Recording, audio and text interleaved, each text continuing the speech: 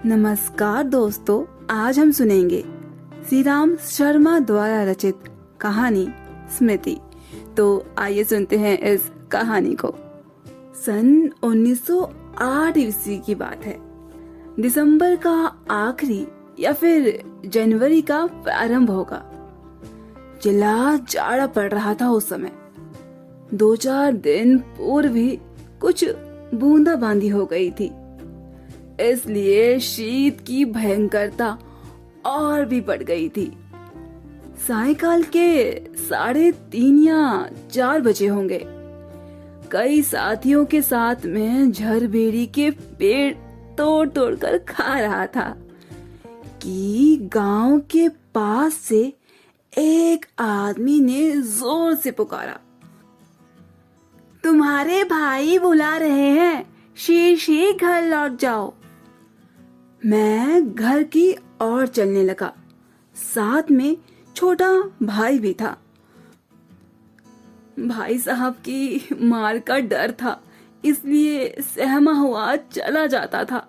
समझ में नहीं आता था कि कौन सा कसूर बन पड़ा इस बार। डरते डरते मैं घर में घुसा। आशंका थी कि बेर खाने के अपराध में ही तो पेशी ना हो गई है, पर आंगन में भाई साहब तो पत्र लिखते पाए गए। अब पीटने का भय कहीं जाकर दूर हुआ। हमें देखकर भाई साहब ने कहा, इन पत्रों को ले जाकर मक्खनपुर डाक खाने में डालाओ, तेजी से ले जाना, जिससे शाम को डाक में चिट्ठियां निकल जाए। ये बहुत ज्यादा जरूरी है। जाड़े के दिन थे ही, 30 पर हवा के प्रकोप से कम कपी लग रही थी। हवा मजा तक ठिठुरा रही थी, इसलिए हमने कानों को धोती से बांधा। माँ ने भुजाने के लिए थोड़े चने एक धोती में बांध दिए थे। हम दोनों भाई अपना अपना डंडा लेकर घर से निकल पड़े थे। उस समय उस बबूल के डंडे से जितना हमें मोह था, उतना इस उम्र में राइफल से भी नहीं था। मेरा डंडा अनेक सांपों के लिए नारायण वाहन हो चुका था। मक्खनपुर के स्कूल और गांव के बीच पड़ने वाले आम के पेड़ों से प्रतिवर्ष उसमें आम झुरा जाते थे। इस कारण वह मोग डंडा सजीव से प्रतीत होता था। प्रश्नवदन हम दोनों मक्खनपुर की ओर तेजी से बढ़ने लगे थे। चिट्ठियों को मैंने अपनी टोपी में रख लिया, क्योंकि कुर्ते में तो जेबें थी ही नहीं। हम दोनों उछलते कूदते एक ही सांस में गांव से 4 फलांग दूर उस कुएं के पास आ गए थे, जिसमें एक अति भयंकर काला सांप पड़ा हुआ था। कुआं कच्चा था और 24 हाथ गहरा था। उसमें पानी न था। उसमें ना जाने सांप कैसे गिर गया था। कारण कुछ भी हो, उसके कुएं में होने का ज्ञान केवल हमें 2 महीने का था। बच्चे नटखट होते हैं। मक्खनपुर पढ़ने वाली हमारी टोली पूरी वानर टोली थी। एक दिन हम लोग स्कूल से लौट रहे थे कि हमको कुएं में उचकने की सूझी। सबसे पहले उचकने वाला मैं ही था। कुएं में झांककर एक ढेला फेंका कि उसकी आवाज कैसी होती है। उसके सुनने के बाद अपनी बोली की प्रतिध्वनि सुनने की इच्छा थी, पर कुएं में जो ही ढेला गिरा, त्यों ही एक फुसकार सुनाई पड़ी। कुएं के किनारे खड़े हम सब बालक पहले तो उस फुसकार से ऐसे चकित हो गए जैसे किलोले करता हुआ मृग समूह अति समीप के कुत्ते की भौंक से चकित हो जाता है। उसके उपरांत सभी ने उछल उछल कर एक एक ढेला फेंका और कुएं से आने वाली क्रोधपूर्ण फुसकार पर कह लगाए। गांव से मक्खनपुर जाते और मक्खनपुर से लौटते समय प्राय प्रतिदिन ही कुएं में ढेले डाले जाते थे। मैं तो आगे भागकर आ जाता था और टोपी को एक हाथ से पकड़कर दूसरे हाथ में ढेला फेंकता था। यह रोजाना की आदत सी हो गई थी। सांप से फुसकार करवा लेना मैं उस समय बड़ा काम समझता था। इसलिए जैसे ही हम दोनों उस कुएं की ओर से निकले, कुएं में ढेला फेंककर फुसकार सुनने की प्रवृत्ति जागृत हो गई थी। मैं कुएं की ओर बढ़ा। छोटा भाई मेरे पीछे ऐसे ही हो गया जैसे बड़े मृगशावक के पीछे छोटा मृगशावक हो लेता है। कुएं के किनारे से एक ढेला उठाया और उछालकर एक हाथ से टोपी उतारते हुए सांप पर ढेला गिरा दिया। पर मुझ पर तो बिजली सी गिर पड़ी। सांप ने फुसकार मारी या नहीं, ढेला उसे लगा या नहीं, यह बात तो मुझे स्मरण नहीं। टोपी के हाथ में लेते ही तीनों चिट्ठियां चक्कर काटते हुए कुएं में गिर रही थी। अकस्मात जैसे घास चरते हुए हिरण की आत्मा गोली से हत होने पर निकल जाती है, अकस्मात ही जैसे घास चरते हुए हिरण की आत्मा गोली से हत होने पर निकल जाती है और वह तड़पता रह जाता है, उसी भांति वह चिट्ठियां क्या टोपी से निकल गई। मेरी तो जान निकल गई। उनके गिरते मैंने उनको पकड़ने के लिए एक झपट्टा भी मारा, ठीक वैसे जैसे घायल शेर शिकारी को पेड़ पर चढ़ते देख उस पर हमला करता है। पर वे तो बहुत से बाहर हो चुकी थी। उनको पकड़ने की घबराहट में मैं स्वयं झटके के कारण कुएं में गिर गया होता।